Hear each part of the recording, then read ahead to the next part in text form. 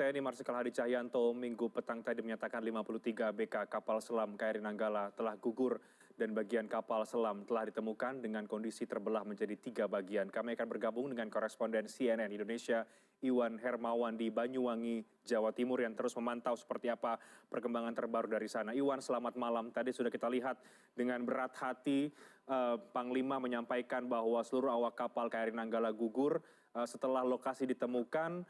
Apa fokus pencarian saat ini terhadap KRI Nanggala, Iwan? Ya baik, terima kasih Reinhardt. Dan fokus pencarian terhadap KRI Nanggala sampai saat ini masih dilakukan. Ini terbukti setidaknya di Banyuwangi ini sampai dengan malam tadi itu tidak ada kapal perang yang bersandar di sini atau mengisi bekal ulang begitu. Artinya bisa jadi mereka sedang masih melakukan semacam patroli begitu di sekitar lokasi kejadian.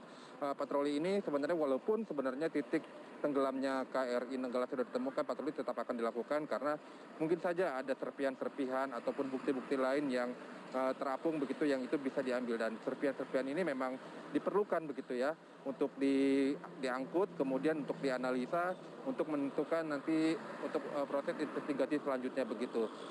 Dan selain itu juga kapal-kapal yang masih ada termasuk kapal dari Singapura, dari India, dari luar negeri itu semuanya masih berada di lokasi kejadian karena memang kepentingannya adalah untuk mengambil visual yang lebih jelas mengenai posisi kapal, perkiraan seperti apa kondisi kapalnya yang tenggelam tersebut, karena memang nanti itu juga akan digunakan untuk misalnya untuk proses investigasi lebih lanjut. Dan itu pun misalnya digunakan juga untuk menentukan langkah selanjutnya untuk melakukan evakuasi misalnya seperti itu, karena posisi kapal itu juga menentukan evakuasi seperti apa nantinya yang lebih cocok untuk dilakukan. Seperti itu, Reinhardt. Baik, Iwan, sejauh ini yang Anda himpun informasinya apa-apa saja atau seperti apa kemudian temuan-temuan dari tim berkaitan dengan baik badan kapal atau kemudian serpihan-serpihan yang mulai muncul ke permukaan itu apa dan seperti apa saja penjelasannya, Iwan? Saya kurang jelas dengan pertanyaan Anda, tapi jika kita bicara mengenai evakuasi, tentunya evakuasi yang dilakukan itu akan sangat berat begitu ya, karena posisi kapal sendiri berada di kedalaman 800 meter lebih. Dan ini terbukti dari ROV yang bisa menjangkau kedalaman 830 meter itu hanya milik Singapura, bukan milik dari Indonesia.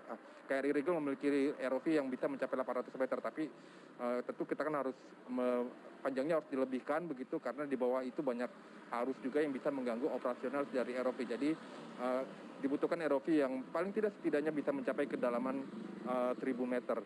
Dan untuk evakuasinya sendiri memang disebutkan ada beberapa cara.